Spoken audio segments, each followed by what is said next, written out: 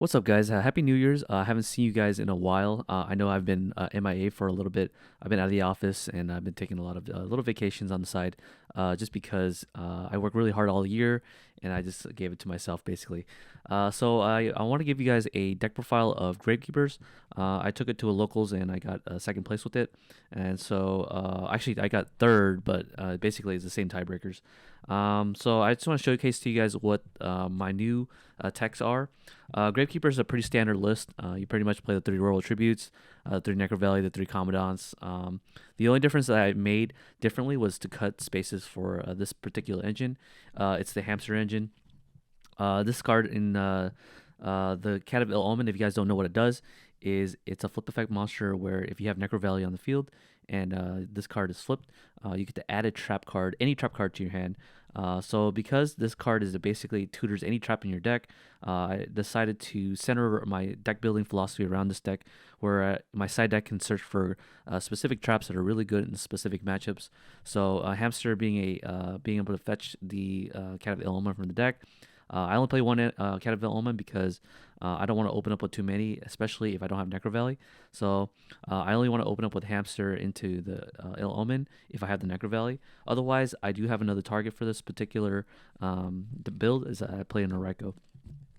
So the concept behind Gravekeeper is that you can generate card advantage with the Raicho by destroying a card, obviously because Raicho is one of the defining cards in this format. But being able to mill three cards in your deck to the graveyard and finally being able to mill a Gravekeeper Commandant is the idea. Once you're able to mill the Commandant to the graveyard, and assuming you have one more Gravekeeper in the graveyard, you want to max out on all the three Stells. This is basically your pot of avarice in your deck, in this particular deck, because in every quick draw deck, they rely on pot of avarice to be able to be resolved to generate a +1.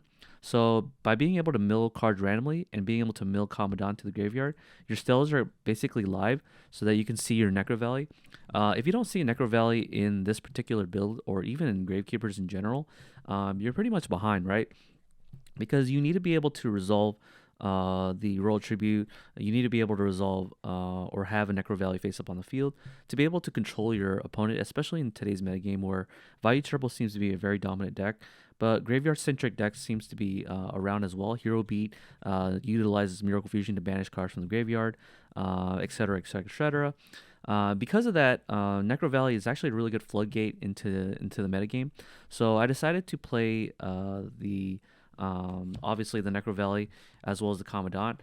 So this little package here allows me to basically play the meta game where I'm able to control my opponent, but also slow down the game a lot so that I can basically kill and control my opponent.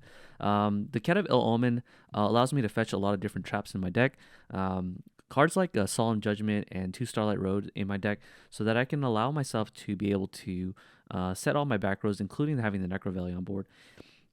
So if I have Necrovalley and a face down Starlight Road, then the Heavy Storm is obviously going to be considered not to be played until they're able to get rid of the Starlight Road.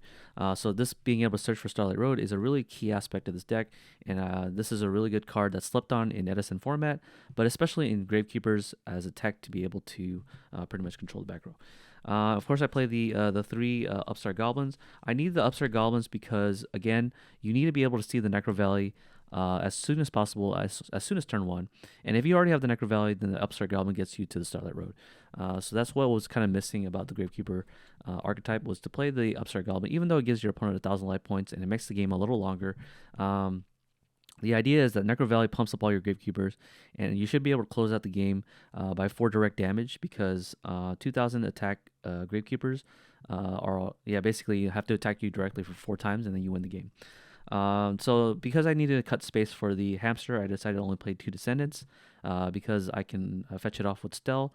So basically Stells functionally acts as the 3rd and 4th Descendant, depending on how many you resolve for a turn. And of course, you need to have the 3 spies in this deck because the spies allow you to fetch the Descendant from the deck. It's also a really big wall. It's a 2,500 defense wall with the Necrovalley, so you can actually wall off against really popular monsters such as Absolute Zero.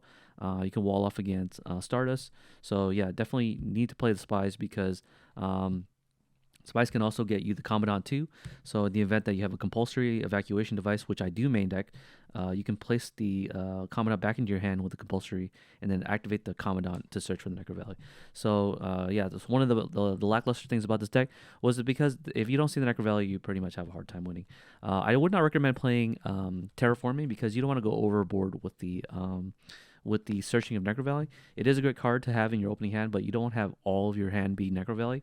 Necrovalley is a diminishing return card where if you have multiple copies in your hand, it doesn't really do anything. So you go -1 every time you have other Necrovalleys in your hand. So that's kind of the theory behind it.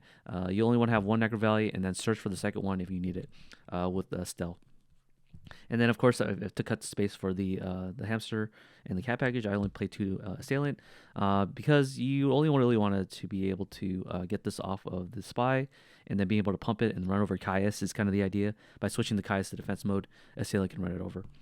And then I think that's all the monsters.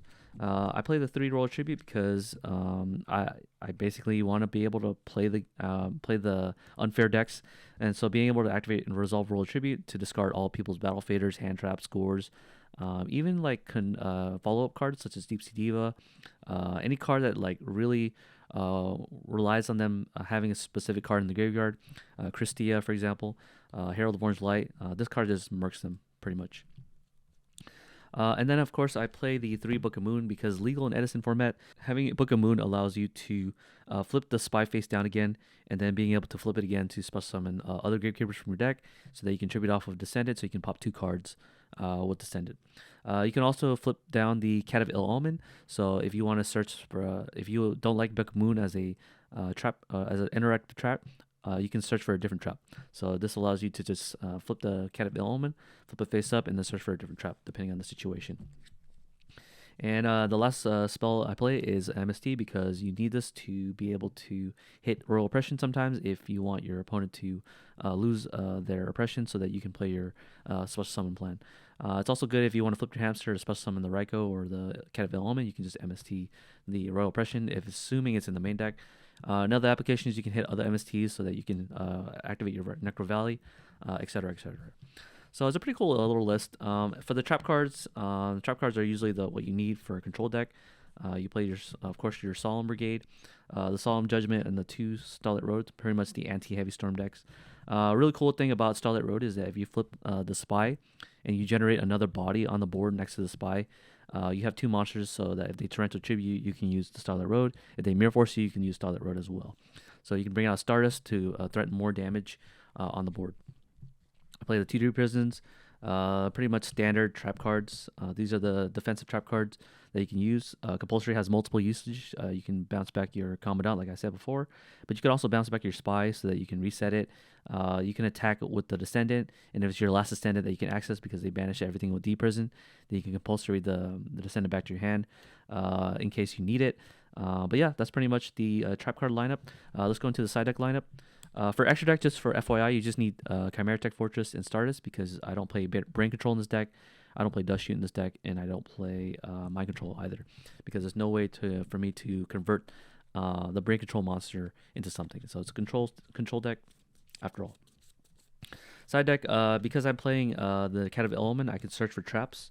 So that's kind of the idea behind it, is I could search for like trap cards that are really good against the matchup. Set of Tools is really good against the Deck Devastation virus.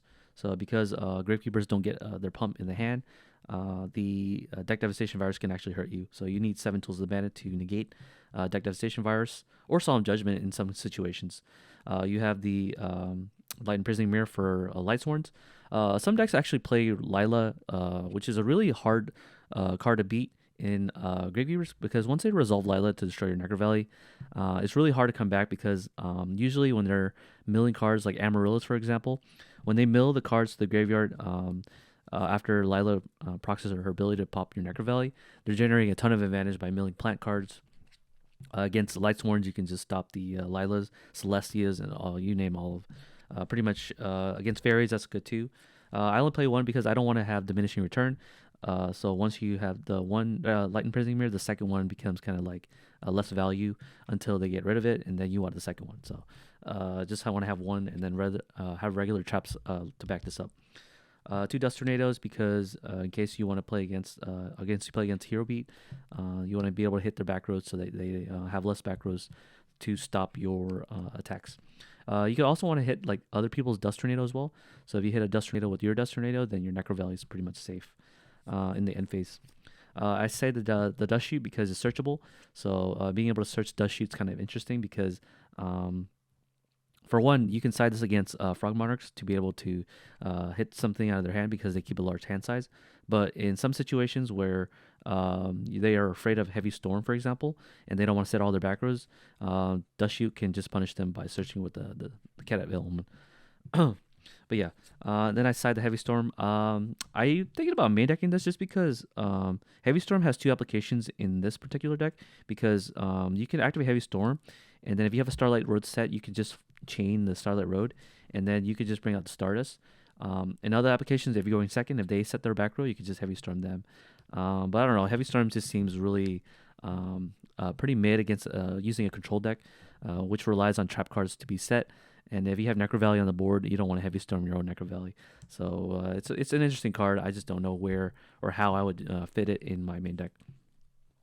I play the 2 Pulling the Rug because in Edison format, Caius is a thing.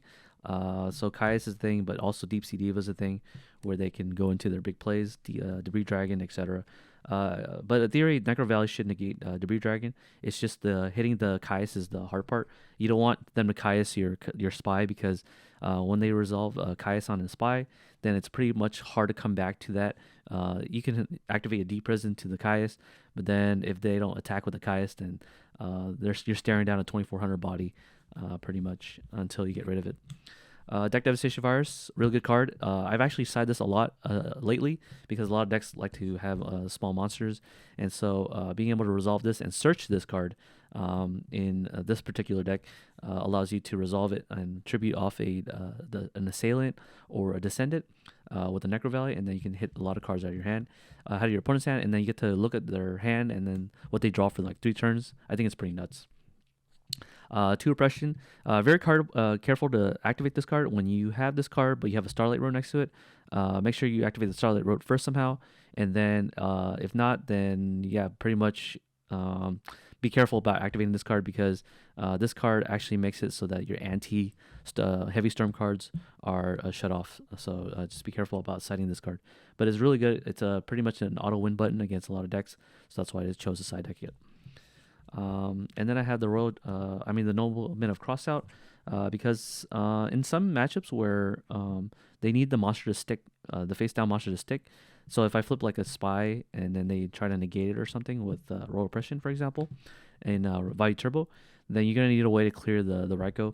So I play the Nobleman of Crossout to clear the Raicho in the event that my spy gets negated or my descendant doesn't get to pop the face down monster. I play the 2 Cyber Dragon because of machines. Not much to say. It also is a really good monster just to put on the board to force out back rows. So yeah, you can force out Bottomless so that you can flip your spy safely. You can special summon Cyber Dragon. They get Bottomless. You set the spy, and then now the standing can pop something on the following turn. And then I have the Blackhorn Heaven because the theory behind Blackhorn Heaven is that it's searchable, but also because Bryanak presents a threat to your Necrovalley. Them being able to pitch a card out of their hand and then bounce back your Necrovalley. The decks that make Necrovalley or the decks that make Bryanak are really, really good because they can just spam out all their synchro summons, such as zombies, for example. So if you they can't even call priority with this card, so you can just flip the Blackhorn Heaven, kill the Bryanak, and you don't have to worry about it. Dark Arm, you don't have to worry about Dark Arm. Even though this card does hit Dark Arm, Necrovalley prevents Dark Arm from destroying cards on the field. So in the event that you think that they are going to trick you by special summoning Dark Arm first, and then they MST your Necrovalley, then they can trap you that way. But but Blackhorn Heaven is mainly for being able to hit Bryanak, Dragon the Ice Bear. But that's the side deck for the deck. So I have some gameplay videos only on Dueling Book because I have been going to locals, but I haven't been able to play with Gravekeepers. I only went to 1 locals and they didn't let me record the match. So I just decided to do Dueling Book replays. So if you guys want to watch the Dueling Book replays against various decks, when I take this deck to basically see how it does against the meta, you guys are welcome to watch it in a separate video. But that's my deck profile for you guys. So yeah, one thing I want to say is that there are two events coming up for Edison. There's going to be a 3v3 at Collectibles Exchange, which the winner of that tournament is going to get each of the members of the winning team will get a Ghost Rare Black Rose Dragon. They're unlimited edition, so if you guys are interested in getting those, you can get those as a prizing. The next day in Mission Viejo, at Magic and Monsters, there's another tournament where the first place gets an Ulti Caius, which is retailed to be around, I believe it's like around $400. I'm not, don't quote me on this one, but it's around that price range. So you can have an Edison weekend coming up on the 20th to the 21st. So the 20th is the 3v3 and the 21st is the Ulti Caius tournament. So contact the proper people to basically join the event if you want. So I'll try to attend both of the events so that I can show you guys some coverage. But in the event that I can't do it, I'll at least have some other people on SoCal to be able to cover that as well. So yeah, happy New Year's for you guys, and I hope to see you guys more in the future. I do have some more deck builds, a lot of good ideas for Edison that are quite rogue. So stay tuned for all that, and then hope to see you guys for a strong 2024. And I hope you guys to see this Edison community grow as the year goes by, and see more different decks into the metagame. So right now we're in the Value Turbo metagame. Hopefully, Gravekeepers will shake things up. If not, then we'll have to hope that someone out there can build a deck that can do really well in Edison format. All right, I'll see you guys on the next video. Peace.